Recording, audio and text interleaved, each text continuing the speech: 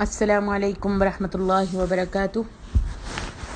نحمده ونصلی علی رسولہ الکریم اما بعد رب اشرح لی صدری ویسر لی امری واحلل عقدۃ من لسانی یفقهوا قولی اللهم انفعنی بما علمتنی وعلمنی ما ينفعنی وزدنی علما سبحانک لا علم لنا الا ما علمتنا انک انت العلیم الحکیم۔ تفسیر سورۃ ہود کی آیت نمبر 50 سے 68 تک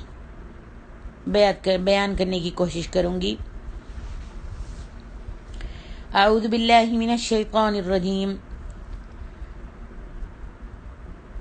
ارشاد باری تعالیٰ ہے وَإِلَىٰ عَادٍ أَخَاهُمْ هُودًا، ہم نے عاد کی طرف ان کے بھائی ہود کو بھیجا تاکہ وہ انہیں اللہ وحدہ لا شریک لہ کی عبادت کا حکم دیں اور انہیں بتوں کی پوجا پاٹ سے منع کریں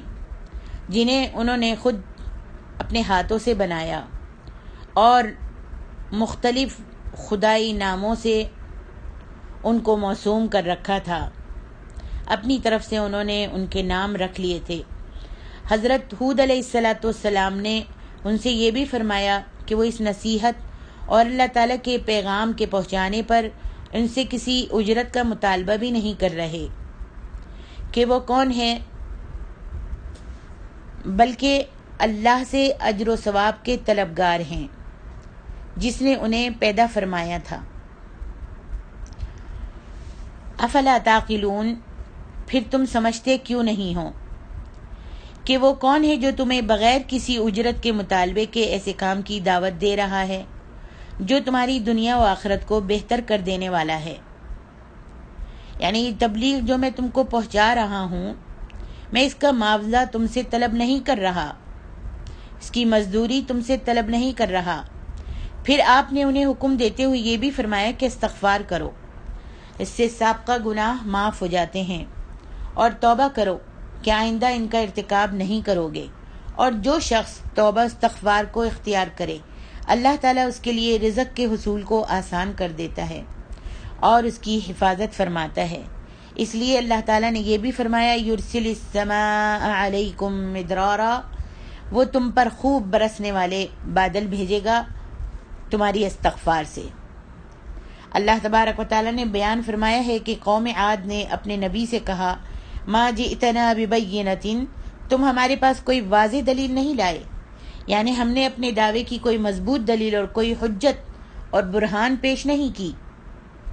وما نحن بتارکی آلہتنا عن قولک، اور ہم صرف تمہارے کہنے سے اپنے معبودوں کو چھوڑنے والے نہیں ہیں، یعنی تم نے جو یہ کہا ہے کہ انہیں چھوڑ دو تو ہم تمہاری اتنی سی بات سن کر انہیں چھوڑ دیں؟ وما نحن لک بمؤمنین، نہ ہم تم پر ایمان لانے والے ہیں اور نہ ہی ہم تمہاری تصدیق کرنے والے ہیں۔ ان نقول الا اعتراک بعض آلہتنا بسوء، ہم تو یہ سمجھتے ہیں کہ ہمارے کسی معبود نے تمہیں آسیب پہنچا کر دیوانہ کر دیا ہے۔ وہ کہتے تھے ہمارا خیال ہے کہ تم ہمیں ہمارے ان معبودوں کی عبادت سے جو منع کرتے ہو اور اسے معیوب قرار دیتے ہو، تو ان سے ہمارے معبود ناراض ہو کر تم کو، ہمارے معبودوں نے تمہاری عقل کو معاف کر دیا ہے اور تمہیں جنون میں مبتلا کر دیا ہے۔ قال انی اشہد اللہ واشہدوا انی بریء مما تشرکون من دونہ، انہوں نے کہا کہ بے شک میں اللہ کو گواہ کرتا ہوں اور تم بھی گواہ رہو کہ جن کو تم اللہ کا شریک بناتے ہو، بے شک میں ان سے بیزار ہوں سوائے اللہ کے۔ یعنی میں تمہارے ان تمام معبودان باطلہ سے اور ان تمام بتوں سے بیزاری کا اظہار کرتا ہوں۔ فکیدونی جمیعا، تو تم سب مل کر میرے بارے میں جو تدبیر کرنی چاہو کر لو۔ یعنی اگر تم اور تمہارے یہ معبود جن کو تم اللہ کے سوا پکارتے ہو اگر سچے ہیں تو تم سب مل کر میرے بارے میں جو بھی تدبیر کرنا چاہتے ہو کر لو۔ ثم لا تنظرون، پھر تم مجھے مہلت بھی مت دو، یعنی ایک لمحے کی بھی مہلت مت دو کہ میں اپنے آپ کا بچاؤ کر سکوں۔ انی توکلت علی اللہ ربی وربکم ما من دابۃ الا هو آخذ بناصیتها، بے شک میں اللہ پر اور جو میرا اور تمہارا سب کا پروردگار ہے بھروسہ رکھتا ہوں۔ زمین پر جو چلنے والا پھرنے والا ہے وہ اللہ اس کو چوٹی سے پکڑے ہوئے ہے، یعنی کائنات کی ہر چیز صرف اسی کے غلبہ اور تسلط میں ہے، اور وہ حاکم و عادل ہے جو اپنے کسی فیصلے میں بھی ظلم نہیں کرتا، کیونکہ وہ سیدھے راستے پر ہے۔ اس تفصیل سے یہ بھی معلوم ہوا کہ یہ اس بات کی حجت بالغہ اور دلیل قاطعہ ہے کہ حضرت ہود علیہ السلام نے اپنی قوم کے سامنے جس بات کو پیش کیا تھا وہ اس میں سچے تھے، اور ان کی وہ قوم باطل پر تھی جو بتوں کی پجاری تھی، جو کسی نفع اور نقصان کے مالک نہیں ہے، بلکہ وہ تو ایسی بے جان چیزیں ہیں جو سننے اور دیکھنے اور کسی سے دوستی یا دشمنی کرنے کی صلاحیت بھی نہیں رکھتی، جبکہ اللہ وحدہ لا شریک کی ذات ہی اس بات کی مستحق ہے کہ اخلاص کے ساتھ اس کی عبادت کی جائے، کیونکہ صرف اسی کے ہاتھ میں کائنات کی بادشاہت ہے اور صرف اسی کا تصور کار فرما ہے، کوئی بھی چیز اس کی ملکیت اور اس کے غلبہ تسلط کے دائرے سے باہر نہیں ہے، اس کے سوا نہ کوئی معبود ہے اور نہ کوئی پروردگار۔ تفسیر آیات 57 سے 60 تک۔ حضرت ہود علیہ السلام نے ان سے فرمایا فَإِن تَوَلَّوْا، پھر اگر تم روگردانی کرو گے اس بات سے جسے میں تمہارے سامنے پیش کر رہا ہوں، اللہ وحدہ لا شریک ہی کی عبادت کرو، جبکہ تم پر حجت تمام ہو چکی ہے اور میں نے تم تک اللہ کا وہ پیغام پہنچا دیا ہے جس کے ساتھ اس نے مجھے تمہاری طرف بھیجا ہے، وَيَسْتَخْلِفُ رَبِّي قَوْمًا غَيْرَكُمْ، اور میرا پروردگار تمہاری جگہ اور لوگوں کو بسا دے گا جو اسی وحدہ لا شریک لہ کی عبادت کریں گے اور اس کے ساتھ شرک نہیں کریں گے، اور اسے تمہاری کوئی پرواہ بھی نہیں ہوگی، کیونکہ تم کفر کے ساتھ اسے کوئی نقصان نہیں پہنچا سکتے، بلکہ تمہارے اس کفر کا وبال بھی تمہارے ہی اوپر ہوگا۔ ان ربی علی کل شیء حفیظ، بے شک میرا پروردگار تو ہر چیز پر نگہبان ہے، یعنی وہ اپنے بندوں کے اقوال و افعال کا شاہد بھی ہے اور محافظ بھی، پھر وہ انہی کے مطابق اپنے بندوں کو جزا دے گا۔ اعمال و اقوال اچھے ہوئے تو اچھی جزا، اور اگر برے ہوئے تو بری سزا۔ ارشاد باری تعالیٰ ہے وَلَمَّا جَاءَ أَمْرُنَا، اور جب ہمارا حکم عذاب آ پہنچا، اور وہ اس نامبارک ہوا کی صورت میں تھا جس نے ساری قوم عاد کو ہلاک کر دیا، اور اس سخت ترین عذاب سے اللہ تعالیٰ کی رحمت کے ساتھ صرف حضرت ہود علیہ السلام اور ان کے ماننے والے ہی محفوظ رہے۔ وَتِلْكَ عَادٌ جَحَدُوا بِآيَاتِ رَبِّهِمْ، یہ وہی عاد ہیں جنہوں نے اللہ کی نشانیوں کا انکار کیا، یعنی ان کے ساتھ کفر کیا، وَعَصَوْا رُسُلَهُ، اور اس کے رسولوں کی نافرمانی کی۔ یہاں جمع کا صیغہ رسول اس لیے استعمال کیا گیا ہے کہ جو شخص اللہ تعالیٰ کے کسی ایک نبی کے ساتھ کفر کرے تو اس نے گویا تمام انبیاء کے ساتھ کفر کیا، کیونکہ وجوب ایمان کے اعتبار سے کسی نبی میں کوئی فرق نہیں ہے۔ قوم عاد نے حضرت ہود علیہ السلام کے ساتھ کفر کیا تھا، تو ان کے اس کفر کو اس طرح بیان کیا گیا ہے جیسے انہوں نے تمام رسولوں کے ساتھ کفر کیا۔ وَاتَّبَعُوا أَمْرَ كُلِّ جَبَّارٍ عَنِيدٍ، اور ہر سرکش اور متکبر کا کہا مانا اپنے نیک پیغمبر کی اتباع کو ترک کر دیا، اور ہر سرکش متکبر کی پیروی انہوں نے شروع کر دی۔ یہی وجہ ہے کہ دنیا میں ان کا جب بھی ذکر ہوتا ہے تو اللہ تعالیٰ اور مومنوں کی طرف سے ان پر لعنت بھیجی جاتی ہے، اور روز قیامت تمام مخلوقات کے سامنے ان کے بارے میں اعلان کیا جائے گا الا ان عادا کفروا ربهم الا بعدا لعاد قوم ہود، دیکھو عاد نے اپنے پروردگار سے کفر کیا، اور سن رکھو ہود کی قوم عادیوں پر پھٹکار ہے۔ اللہ تعالیٰ نے فرمایا تفسیر آیت 61 وَإِلَى ثَمُودَ أَخَاهُمْ صَالِحًا، یہاں تک قوم عاد کا ذکر ختم ہوتا ہے، اب سمود کی قوم کا ذکر شروع ہوتا ہے۔ صالح علیہ السلام کی قوم سمود۔ ان کے پیغمبر کا نام صالح تھا، اور ان کی قوم سمود کہلاتی تھی،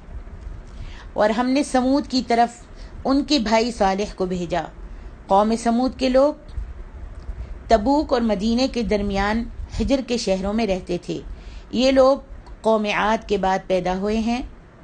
اللہ تعالیٰ نے ان کی طرف ان کے بھائی حضرت صالح کو بھیجا۔ انہیں اللہ وحدہ لا شریک لہ کی عبادت کا حکم دیتے ہوئے فرمایا، هو انشأکم من الارض، اس نے تم کو زمین سے پیدا کیا، یعنی تمہاری تخلیق کی ابتدا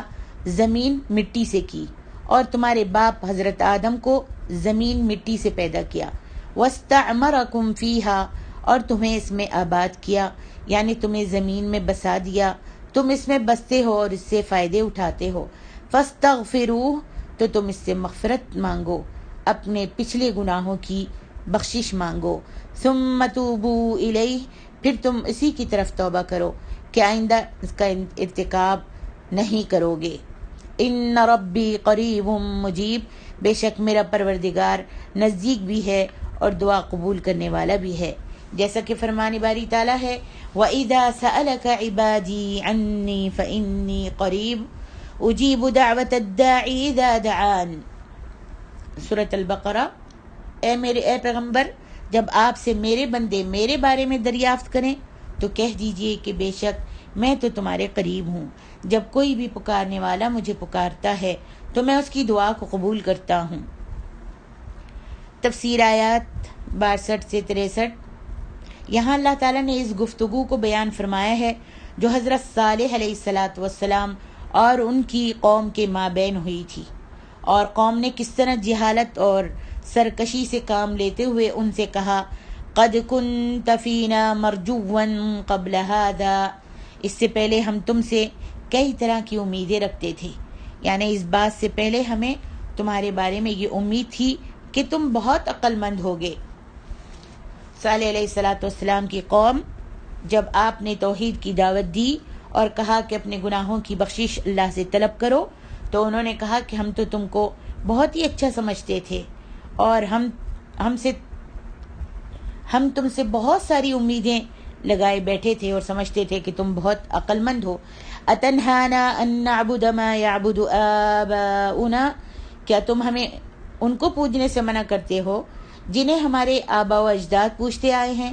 یعنی جن کی پرستش کو ہمارے بزرگوں نے اختیار کر رکھا تھا۔ وَإِنَّنَا لَفِي شَكٍّ مِّمَّا تَدْعُونَا إِلَيْهِ مُرِيبٌ، اور بلا شبہ ہم اس بات کے بارے میں جس کی طرف تو ہمیں دعوت دیتا ہے یقیناً ایک بے چین رکھنے والے شک میں پڑے ہوئے ہیں،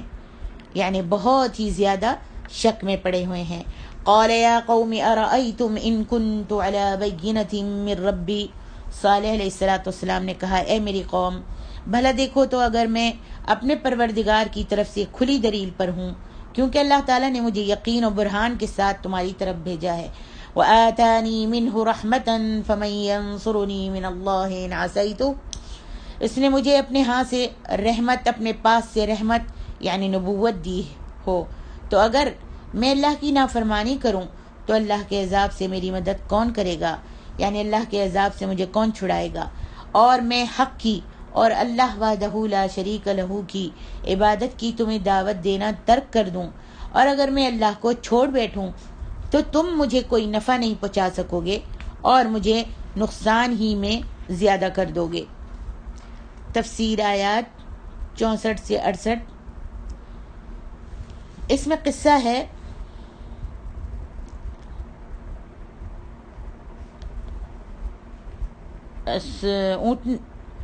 صالح علیہ السلام کی اونٹنی کا بطور نشانی ظہور ہونا، پھر اس کے مارے جانے کے بارے میں تفصیل سورۃ الاعراف میں بھی گزر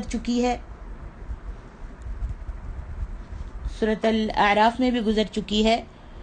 تو اس میں قصہ ہے کہ صالح علیہ السلام نے جب اپنی قوم کے سامنے توحید پیش کی اور اپنی رسالت پیش کی تو انہوں نے اس کو جھٹلایا اور نہ مانا اور سرکشی پر تل گئے، تو اللہ تبارک و تعالی نے، اور انہوں نے جس طریقے سے وہ پیغمبروں سے معجزات طلب کرتے آئے، نشانیاں طلب کرتے آئے، تو صالح علیہ السلام کی قوم سے بھی انہوں نے نشانی طلب کی. جب نشانی طلب کی تو صالح علیہ السلام نے اللہ تعالیٰ سے دعا کی کہ اللہ ان کو کوئی نشانی دکھا جو یہ نشانی طلب کر رہے ہیں. پھر رب العالمین نے انہیں حکم دیا کہ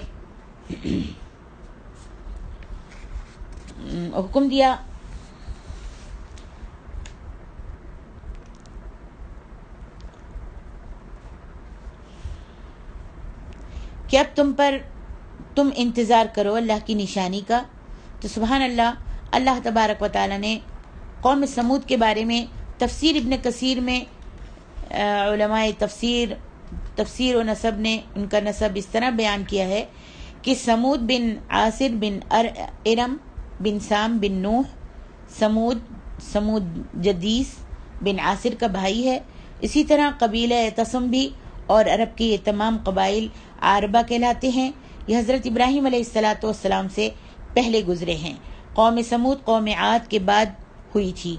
اور ان کے مسکن مشہور تھے جو حجاز و شام کے درمیان وادی قرا اور اس کے گرد و پیش تک پھیلے ہوئے تھے. رسول اللہ صلی اللہ علیہ وآلہ وسلم ان کے گھروں اور مقامات کے پاس سے اس وقت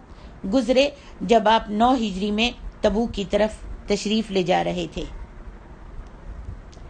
امام احمد نے حضرت ابن عمر کی روایت کو بیان کیا ہے کہ رسول اللہ صلی اللہ علیہ وسلم جب تبوک میں لوگوں کے پاس فروکش ہوئے تو آپ سمود کے گھروں کے پاس مقام حجر میں ٹھہرے تھے. لوگوں نے ان کنووں سے پانی پیا جن سے سمود پیتے تھے. اس پانی کے ساتھ آٹا بھی گوندا اور ہنڈیاں بھی پکائیں. تو نبی اکرم صلی اللہ علیہ وآلہ وسلم نے حکم دیا تو انہوں نے ہنڈیوں کو گرا دیا اور آٹا اونٹوں کو کھلا دیا. پھر آپ وہاں سے روانہ ہو گئے اور اس کنویں کے پاس آپ نے پڑاؤ ڈالا جس سے حضرت صالح علیہ السلام کی اونٹنی پانی پیتی تھی. آپ نے فرما دیا کہ ان لوگوں کے گھروں میں نہ جاؤ جن پر عذاب نازل ہوا تھا. آپ نے فرمایا انی اخشا ان یصیبکم مثل ما اصابہم فلا تدخلوا علیہم، بے شک میں ڈرتا ہوں کہ تم پر بھی وہ عذاب نہ آ جائے جو ان پر نازل ہوا تھا، لہذا ان کے گھروں میں نہ جاؤ.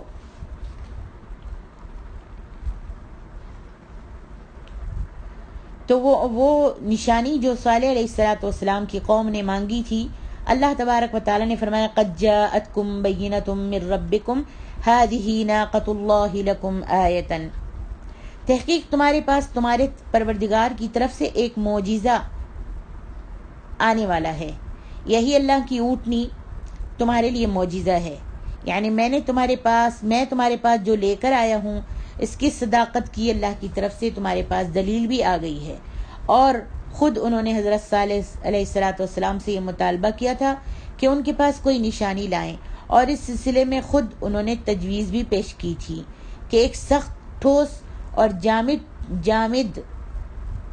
چٹان سے جس کا تعین بھی انہوں نے خود ہی کر دیا تھا، اور یہ حجر کی جانب ایک اکیلی سی چٹان تھی جسے کاتبہ کے نام سے موسوم کیا جاتا ہے. تو انہوں نے حضرت صالح سے یہ مطالبہ کیا کہ وہ اپنی نبوت کی صداقت کی نشانی کے طور پر اس چٹان سے ایک گابھن اونٹنی نکال دیں. حضرت صالح نے سمود سے بہت ہی پختہ عہد و پیمان لیے کہ اگر اللہ نے ان کا یہ مطالبہ پورا کر دیا تو پھر انہیں ضرور ایمان لانا ہوگا اور ان کی پیروی کرنی ہوگی. انہوں نے جب حضرت صالح کو تمام عہد و پیمان دے دیے تو حضرت صالح علیہ السلام نے نماز شروع کر دی اور اللہ تعالیٰ سے دعا کی تو چٹان حرکت کرنے لگی. پھر درار پڑی، اس سے بہت بھاری بھرکم اور خوبصورت اونٹنی نکل آئی جس کے پیٹ میں اس کا بچہ بھی حرکت کرتا ہوا نظر آ رہا تھا جیسا کہ ان کا مطالبہ تھا. اللہ تعالیٰ کی قدرت کا یہ کرشمہ دیکھ کر سردار قوم جندع بن عمرو اور اس کے ساتھی ایمان لے آئے. دیگر سرداران سمود نے بھی ایمان لانے کا ارادہ کیا تو بہت سے لوگوں نے ایک دوسرے کو منع کیا اور وہ ایمان نہ لائے. پھر اونٹنی نے ان کے سامنے اپنے بچے کو جنم دیا. وہ حاملہ اونٹنی تھی. پھر اس اونٹنی نے ان کے سامنے اپنے بچے کو جنم دیا. تو ایک دن اونٹنی ان کے کنویں سے پانی پیتی اور ایک دن پانی کو ان کے لیے چھوڑ دیتی تھی. جس دن اونٹنی پانی پیتی تھی اس دن وہ اس کے دودھ کو پیتے تھے. وہ اس کے دودھ کو دھوتے اور جس قدر چاہتے برتن کو بھر لیتے تھے، جیسا کہ اللہ تعالیٰ نے ایک دوسری آیت